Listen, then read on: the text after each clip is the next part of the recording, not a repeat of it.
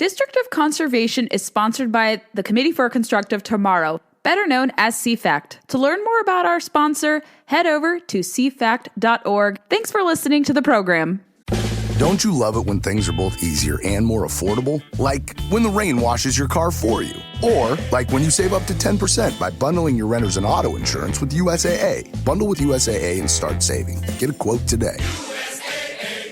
There are people out there all across the country pushing boundaries to grow the game of golf. Like champion speed golfer Lauren Cupp, who plays faster than anyone else.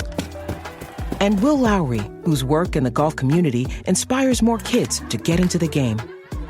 As a champion partner of the Masters, Bank of America supports everyone determined to find out what's possible. In golf and in life. What would you like the power to do? Bank of America. Bank of America N.A. member FDIC, copyright 2025, Bank of America Corporation, all rights reserved. Welcome to District of Conservation. I am your host, Gabriella Hoffman. This podcast offers a sober examination into all things hunting, fishing, shooting sports, energy, environment, and the public policy surrounding it. And this podcast also specializes in original interviews that you won't hear elsewhere. Here's what I have for you today.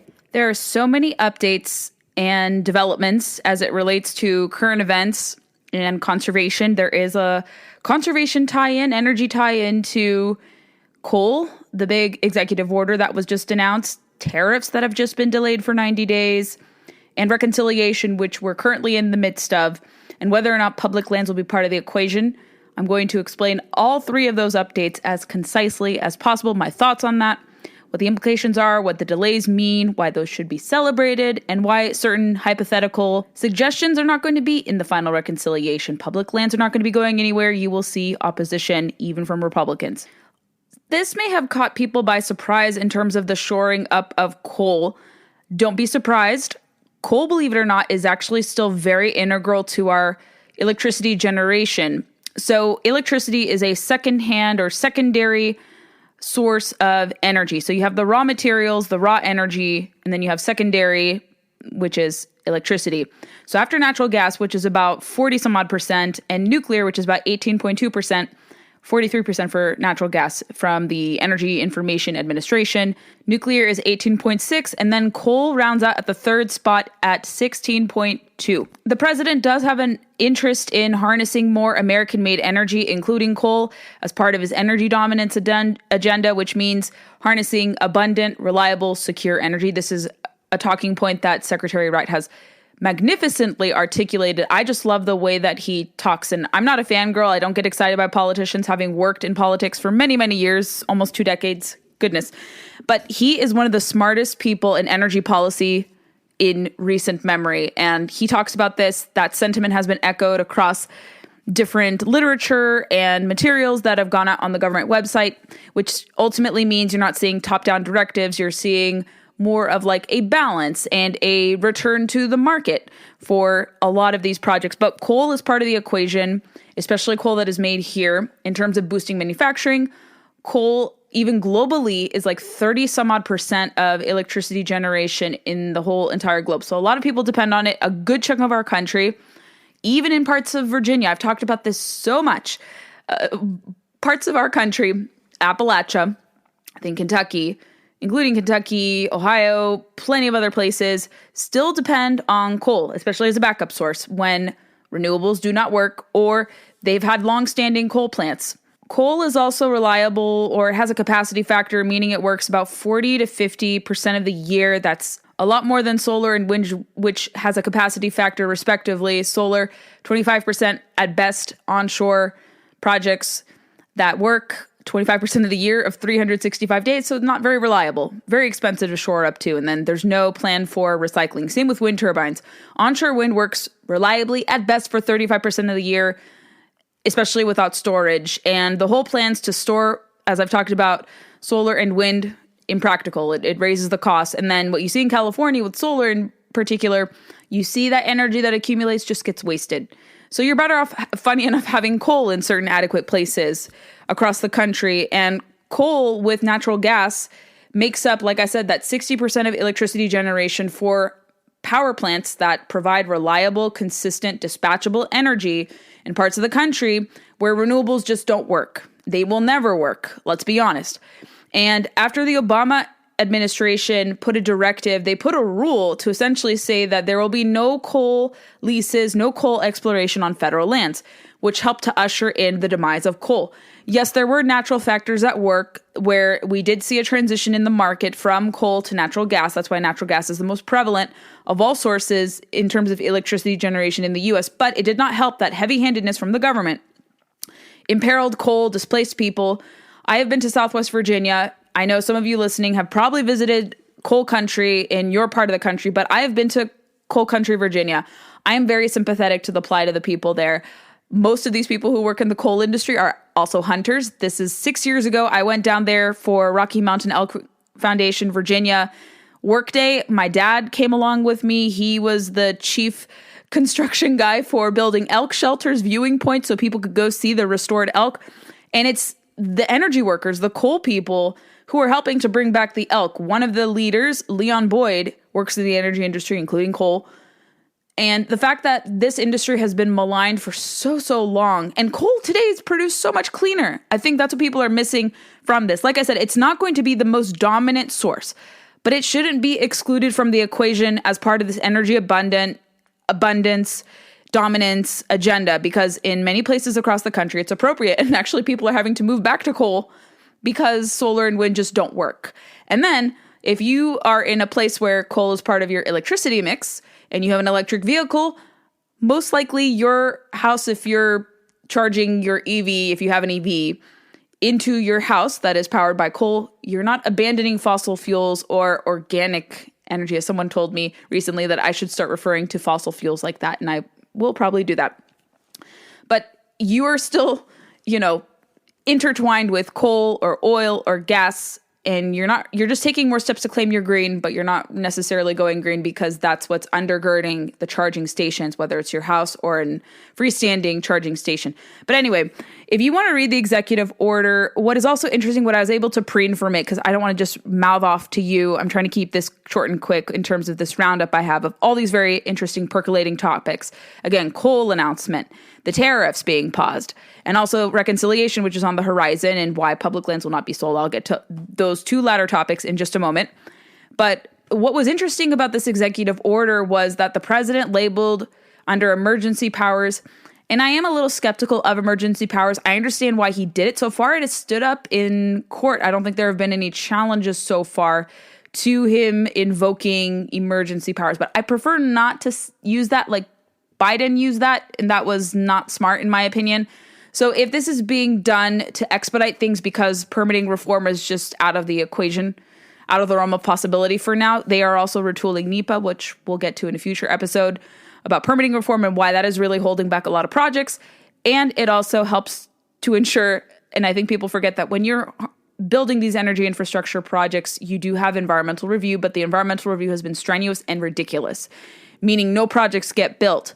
So you have rewilding, and then we're behind China and Russia, which are worse environmental actors than we are, and they pollute a lot more than we do here in this country. So why hold back? Why do that? And coal is part of the equation. China opens a coal plant, I don't know how many daily, but several a week. And the fact that they can do it and be absolved of any wrongdoing is ridiculous. We can open coal plants and operate coal plants. Like I said, we're not going to see this proliferation of thousands of coal plants, but keeping the ones that exist and possibly building and retrofitting some new ones. Especially, we don't want to put those to retirement, because if you retire those, as what Biden wanted to do during the power plant 2.0 rule, which I think we're still in the kinks in terms of stopping that. Hopefully Congress does a resolution of disapproval very soon on that. But because of rulemaking, they have nearly finalized, or they did finalize at the outset of Biden's term of office ending. I believe it was, I recall it was finalized around that time. So hopefully that gets repealed. But that also included shutting down existing coal plants and new natural gas plants. It's extremely impractical, especially with rising electricity demand. So coal being labeled a critical mineral is very interesting.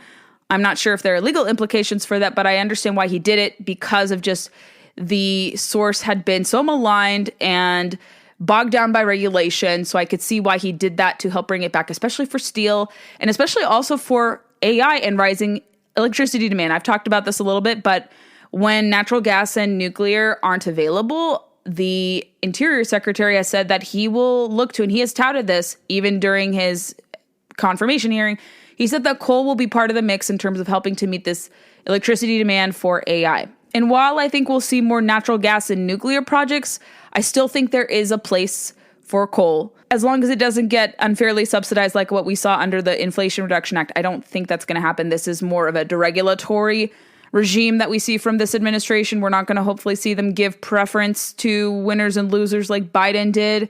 I hope not. I don't think so. That's just not how the previous Trump administration operated when they were more preferential to oil, gas, coal, and even nuclear. They weren't picking winners and losers. Of course, with certain projects, you are going to have government contracts. That's just natural. But you just see a difference in terms of like the top-down nature of the last administration versus this one, which wants to deregulate and invite more innovation in the private sector and more projects and collaborations in that respect, which is far more preferable than what we saw the last 4 years. So I think coal is fine. I think it's appropriate. I have a press release at IWF if you're curious, and I'm probably going to expand on it for town hall. But that's kind of the president's thinking from what I can extrapolate as to why he is bringing back coal, why we're going to likely see new coal production and keeping those existing plants alive. Next story about reconciliation. There is this proposal floating around. I don't think it's going to be the final one big beautiful bill that they keep talking about. I am concerned about the inclusion of so-called selling of public lands. I don't like seeing that from some Republicans. I thought we were not going to go that direction. I thought we were going to be content with multiple use management, which is what the middle ground is on this position. Selling public lands or giving off the appearance of selling public lands is very unpopular. Even the Supreme Court rebuked Utah recently for doing that. That's kind of where I stand personally. I don't think it's smart. I think some are arguing that there's trillions of dollars of assets in federally held land. Therefore, we should sell them to help absolve the debt and fix the debt and deficit. If you understand basic economics, you know that it's not public land that is holding us back. It's entitlement spending. So a lot of people are making these kind of illusory correlations, not really diagnosing what the problem is in terms of our debt and deficit, and scapegoating public lands because some people just hate public lands. And I think that's a very terrible way to think. Public lands have value. I believe in multiple uses for commercial, recreational uses. I was very adamant against the Biden administration doing that. I don't think we're going to see that now. I'm against the affordable housing proposal that HUD and Interior are possibly going into a memorandum of understanding. So you know my stance on this. I'm consistent. I don't think the Antiquities Act should be abused to create rewilding spaces or everything being a national park, because a national park is sacred and it shouldn't be desecrated through this carte blanche blanket designations to tee up national monuments essentially to become national parks. So this is what E&E News had floated. And again, it's not going to be final, but let's read it just for context. Here is what E&E said. The discussion, according to lawmakers interviewed by Politico's E&E News, is still in the early stages and is far from guaranteed to make it into the final package. So this is a lot of, how would you say, trial balloon discussions. This is a term that we use in politics to describe, things that are floated, kind of extreme things like the Return Act, to undermine Pittman-Robertson Act. Is it very sexy to discuss? Absolutely. It triggers conversation. I don't agree that it's sexy because I don't think undermining Pittman-Robertson, which is a very popular piece of legislation, and Pittman-Robertson funding is smart policy. I'm vehemently against that. So a lot of people put out trial balloons of, this might be included here in reconciliation. This might be included there, but it's not. And I'm going to explain what reconciliation is if you don't know what it is. According to one top Republican, concepts under discussion include the sale of some lands around western cities or national parks to build more housing. And again, this whole idea of affordable housing, not the smartest. You have to fix the issue in urban areas. Still, the land sales could ignite a firestorm of opposition from Democrats and public land advocacy groups and deepen fissures within the Republican Party. Chairman Westerman, interestingly enough, said it would be in areas where you can't get affordable housing, like for gateway communities. So you could actually have people to work in the national parks, maybe in some big metropolitan areas in the West. I know Westerman is not for the wholesale transfer of public lands. Maybe he just said that for whatever good grace purposes or something of that nature. But apparently they wrote that the House Ways and Means Republicans released a menu of possible cuts and revenue raisers for the reconciliation bill to boost energy production, cut taxes, ramp up border security. Federal land sales was included as a possibility, and the House Rules package adopted in January waived budget offset requirements for selling public lands. Nevertheless, the prospect of such sales actually moving forward is elevating concerns among advocates, Democrats, even Republicans. Senator Daines, according to a text message from an aide, Senator Daines has never and will never support the sale of public lands. Ryan Zinke, former Interior Secretary, I've spoken to him. He's congressman again. He says, I have made it clear there are some things I won't do. He said, I will never bend on the Constitution and I won't bend on selling our public lands. End of story. You're going to see a lot of blowback from this. And if Republicans want to win the West and maintain their majority in the West and dominance in the West, you just don't sell public lands. You know what a better idea is? I've written about this for work. I've been touting this. Why don't you, in reconciliation talks, and let's talk about what reconciliation is. So budget reconciliation is an expedited process for considering bills that would implement policies embodied in a congressional budget resolution. That is from the Congressional Budget Office. And the Bipartisan Policy Center adds, reconciliation is a legislative procedure made available as a result of the 1974 Congressional Budget and Impoundment Control Act. Reconciliation allows for expedited consideration of certain and specified changes in law to align spending, revenue, and the debt limit with agreed-upon budget targets. Over the 50-year history of the Act, 23 budget reconciliation bills have been enacted. Most recently, the 2022 Inflation Reduction Act. This is what I'm going to get to here. I want to propose an alternative. So you don't sell public lands, but you actually are getting back and recouping some of the money from these crazy green spending bills. And you let people enjoy national parks and BLM land, Forest Service lands, Fish and Wildlife Service lands, because conservatives have long touted, this is my personal thinking, and the Republicans, Chairman Westerman, for instance, and others, the Western Republicans, Daines and Zinke, and a handful of others, have always said that mismanagement by misinterpreting the Antiquities Act and having the government close off public lands to recreational opportunities, outdoor recreation, what have you, grazing, all these different activities, undermines the multiple use management philosophy of FLPMA, the law that governs public lands management more concretely. So why would you do and give off the auspices of selling public land, which is a very unpopular position? Trust me, if Republicans adopt that as a platform issue, it's not going to be popular and looked very favorably upon. I'm just telling you that as a Westie, someone from the West myself. There are bigger fish to fry. Here's what I'm proposing. Why don't we see Republicans in reconciliation? And I'm hopefully going to have some conversations with members of Congress, certain committees, and those who work on the tax cut side of things. I have colleagues who do this, people in partner organizations. I would love to see an effort, and the Tax Foundation has floated this. The Cato Institute has done a great report recently. I'll probably have some of those folks on the show in the coming months coming weeks as reconciliation boils down and gets flattened out. But I think a better solution, instead of this controversial, very extreme position to sell public lands or give off the appearance of doing so. Again, you're not going to solve the debt and deficit. It's entitlements and wasteful spending. Tying for reconciliation, repealing the Green New Deal or the Inflation Reduction Act as a means to get reconciliation as it regards Trump's 2017 tax cuts. I wrote at IWF that this is a more workable solution. I didn't talk about public lands, but I think this is a lot more amenable to the interests of conservatives, to conservationists, and those of us who have overlap in both. I'm a conservative conservationist. That's pretty abundantly clear. But we don't know when reconciliation will be finalized. I've heard from insiders who I'd spoken to a few weeks ago, a month or two ago, that reconciliation is going to be playing out across the next few weeks. They still can't together, as of this recording, their minds together over one big beautiful bill. There's differences in terms of how much in cuts, what are they cutting across both the House and the Senate chambers. Even though both are led by Republicans, there's still disagreement over that.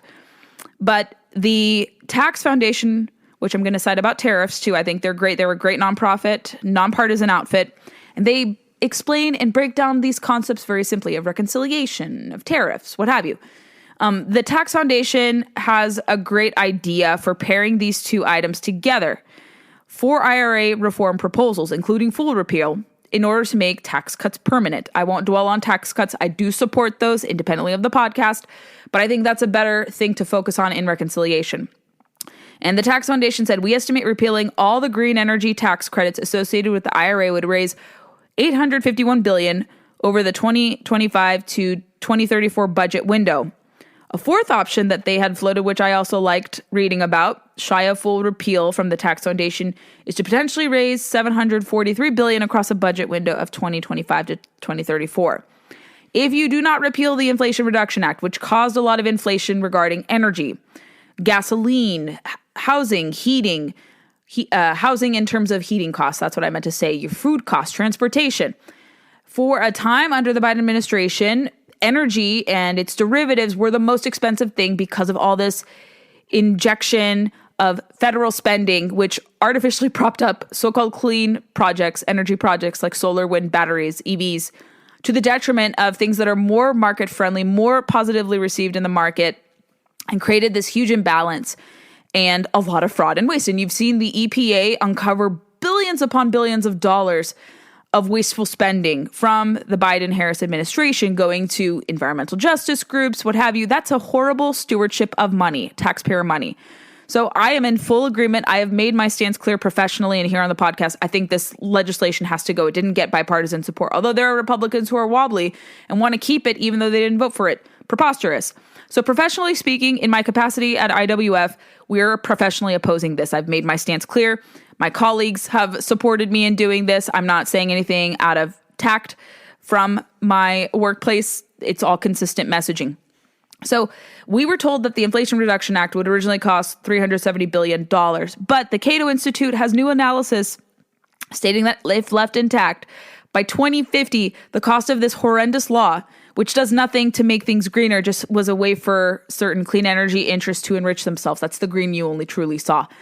Giving people subsidies, and then the subsidies, of course, do not incentivize people to buy these different things, the so-called full electric appliances, the EVs, propelling people to go fully solar and wind, did not work.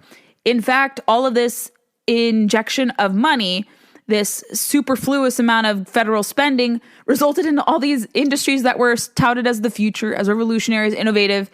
Solar, rooftop solar in particular, collapsed last year. A big beneficiary of IRA subsidies filed for bankruptcy last year, even after receiving IRA subsidies. Offshore wind lost 80 some odd % of stock value across the 4 years of the Biden administration, despite benefiting from IRA subsidies. That's very telling. You have to look to see how the market has favored and rewarded that. Those two industries did not fare well in the market. So the public and consumers did not respond well, even though the government top-down solutions were saying, this is so great, get this. Nobody was taking advantage of the subsidies. Not that you should. There's a lot of flawed things about subsidies. Again, artificially propping up things. And it doesn't lead to things being cheaper. You're having taxpayers subsidized for people, for things that don't work as efficiently and that ironically expend more in energy than conventional either household appliances or conventional electricity sources like coal, natural gas. So in my capacity as IWF Center for Energy and Conservation Director, I will be likely signing on. I've heard there's a coalition letter to lump these two priorities together. I think it's smart. My organization supports this.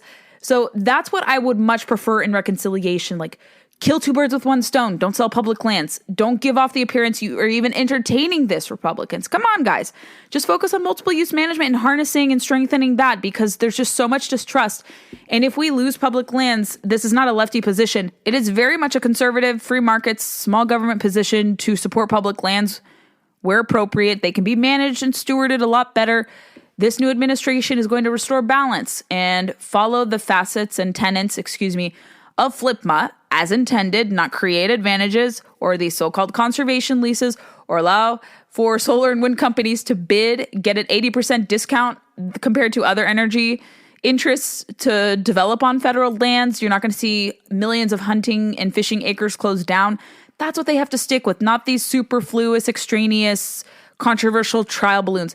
That would be extremely distracting. And again, this is not going to end up in the final reconciliation. I can guarantee that. And if it does, I will separately make some noise about that, but I don't think it will. It's just a trial balloon, and sometimes people do this, but it's not going to. With the limited majorities Republicans have in this, they can't exhaust much in energy. They have very few cards that they can play, that they've been dealt. So they have to be very tactful. I would much prefer, and I think we're going to see, hopefully, the repeal of the IRA tied to the tax cuts becoming permanent. That's a more workable solution. no selling of public lands. So calmness will prevail here. I can assure you of that. For any of you who are worried about public lands being threatened, they won't be. Now to the tariffs. There would have been, if this 90-day pause today, and I'm speaking on April 9th, for tomorrow, April 10th, President Trump put a pause on his broadly applied tariffs. These were not reciprocal in nature, and there would have been negative spillover effects onto guns and ammunition, imports, and same with sport fishing tackle in general. And we don't want to hurt American businesses who unfortunately have to import a lot of stuff. That's just how a lot of things are. There are a lot of American businesses in the hunting fishing space, and even those still rely on imports. So what is a tariff? Why should you be concerned? Everyone has talked about tariffs. A lot of influencers were putting out a lot of misinformation on what a tariff is. But from the Tax Foundation, the aforementioned Tax Foundation again, what is a tariff? Tariffs are taxes imposed by one country on goods imported from another country. They are trade barriers that raise prices, reduce available quantities of goods and services for U.S. businesses and consumers, and create an economic burden on foreign exporters.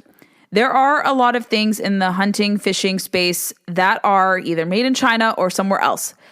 I would have much preferred President Trump to have just issued targeted tariffs on China, which for national security reasons in particular is a threat. And there are ways to do that where you're not imperiling free trade. And I think the rate now is 120%. We'll see what the implications of those are. But I think a lot of people can agree, and I'm of the free market thinking. I'm not a globalist. I fear and am skeptical of China. But a lot of businesses, sadly, are dependent on China. Some have taken their operations to countries, more friendlier countries like Vietnam, Cambodia, to Europe. There are some parts and things manufactured there. South America, I bet you lots of places. Even in Canada and Mexico, a lot of places are there. So I think the broad tariffs, using that faulty calculation, was not good. We saw $10 trillion lost on stock value. That's not good. And today, when they announced that they're going to reverse it on almost everything, and I think there's still some outstanding tariffs, if not mistaken, but most of them have been taken off for 90 days in this 90-day pause. But those imposed on China will remain. So what was the concern for manufacturers in the firearms industry, ammo, and also for sport fishing? I want to relay those for you very quickly as we round out today's roundup for you on District of Conservation. I'm about to speak also in New Jersey on energy. So there's a lot happening. I've done and fielded a lot of requests and media appearances. So this is coming at kind of like an unconventional day. I usually broadcast and publish on Mondays and Tuesdays, but forgive me. But since there's so many updates this week, coal, tariffs, reconciliation, I think it's okay to post on a Thursday. Why not? From the Reload, Stephen Gutowski, he was one of the first to report on this, and I sympathize with these concerns. He had analyzed on April 4th that these tariffs could hit gun manufacturers. There are a lot of great firearms from Europe, and I think Turkey is one. People like Senek. Austria makes some guns. Italy, a lot of good makes, a lot of good quality guns. And they sell their products here in the United States. Some assemble them in the United States, even though they're foreign companies, but they help create American jobs. So as the Tax Foundation mentioned, it's not just foreign companies taking from American companies. They establish outposts here and they hire Americans to sell in America. So it would be a double-edged sword, as Tax Foundation explained, that you have that. If you want to read Stephen's piece, you can go to the Reload, but there would have been an impact on gun manufacturers. I didn't really see much of language from NSSF or some others. Maybe they were waiting to see what the impacts would be there. Also, the Sport Fishing Association has a lot of literature and what their concerns about that were. They were concerned about the 25% tariffs on imports from Canada and Mexico, and then the additional 10% tariff on Chinese imports that went into effect in February and would increase to 20 on March 4th. And I don't know what they had communicated recently. So tariffs, if left in place, and I think some might be for the sport fishing industry, would make sport tackle that you use for fishing a lot more expensive. And anytime fishing is made more expensive, fewer people go boating, go fishing, buy supplies. I do not know obviously there have been different rates in terms of like how much things would go up in cost. And that is going to be passed down ultimately to the consumer. And fishing had been bogged down by the Biden administration for many other things in terms of access, the cost of materials and equipment going up due to inflation. You did see, I was able to document that there was an increase in overall outdoor equipment, including fishing tackle. So there is a worry here for a lot of things that are not, especially components that are not sourced in America. It's really hard to source things in a short amount of time. This would take years, even beyond the second Trump term, to bring back every single thing here. And that isn't to say there aren't manufacturers here in America already doing this. I have friends who, largely build their rods and reels here in America. They still have to rely on some components from Europe or more friendly countries. And I think what I want to take away from here is that, yes, we should see more American manufacturing. It should be done because of free trade. I think this moving away from China to friendlier countries is great. Some people don't see it that way. They want everything to be wholly brought back to the United States. It's extremely hard, like I said, to do this in a short amount of time. But baby steps can be done, and you don't see this market imbalance or collapse there. But I am sensitive to the small businesses and manufacturers that would have been impacted by these broad tariffs. And that doesn't make me a globalist. That does not make me a hater of American products. I love American products. But this is the reality that we're faced, that a lot of things were offshored, not because of free enterprise, but because of regulation. So it made things more expensive to build here in the United States. All these tackle and guns and ammunition components are likely cheaper to build in some other parts of the world. But of course, the European gun makes are just wonderful. Like if you ever shoot a Benelli or Beretta, they're excellent guns. Sometimes I like shooting them better than American guns. That doesn't make me a traitor to the country I was born in. But there are certain products that are great that Americans enjoy, and that doesn't make you any less patriotic. And of course, I love American-made guns. I built my own gun from scratch, essentially. The lowers I got, and I think those are largely American-made. I don't recall where they were made, but I got components from Brownells in Iowa to build my AR-15. I will keep track of what the impact on tariffs are. Energy infrastructure components could become more expensive. I think there was an exemption made for energy, but ideally, I just don't think this is how you shore up energy infrastructure projects. We love the deregulation agenda of this administration. I think tariffs would, especially broadly applied like this, thankfully reconsidered or paused for now, for 90 days. I think deregulation is the better path to build more energy infrastructure projects. It's going to be tricky getting all the components, however, because some of it is not made here in the United States. So you're going to have to maybe see other countries pick up the slack, take away from China. I think that's a win-win for everyone because they engage in very fishy practices. They're not favorable to the markets. They're copyright infringing. They're ripping off products from other countries, especially here in the United States.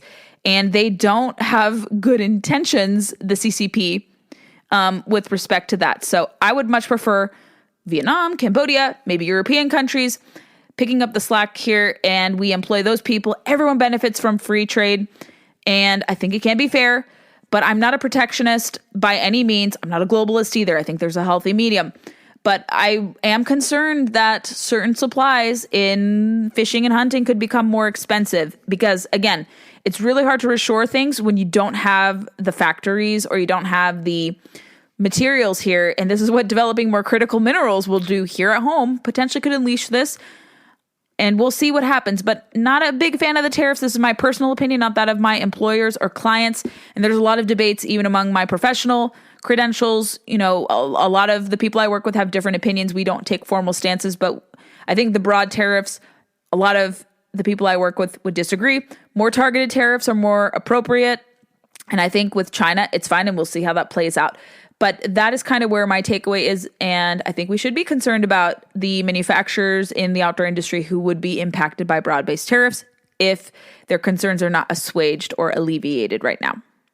If you enjoyed this installment of District of Conservation, I would love to know your feedback. Send it my way. Please be sure to leave us reviews on Apple, Spotify, or wherever podcasts are played, and also check us out on Facebook, Instagram, and Twitter to never miss a beat nor a guest announcement. Thanks so much for listening to District of Conservation. I hope you have a wonderful day, and please share the podcast to those who may be interested in learning more about these critical natural resources, environment, energy issues.